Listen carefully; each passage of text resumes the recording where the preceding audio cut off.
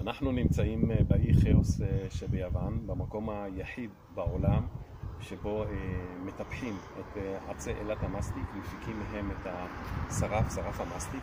אנחנו עכשיו נמצאים בתחילת ספטמבר, זאת העונה החמה ביותר, מתאימה ביותר לתקופה שבו חורצים את העץ.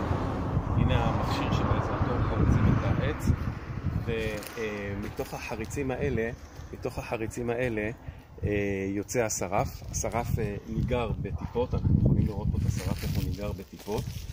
הוא ניגר, נופל ויורד לאורך הגזע, ואחר כך נופל על פני הקרקע. על פני הקרקע החקלאים מפזרים אדמת גיר, הטיפות נאספות ומלקטים אותם,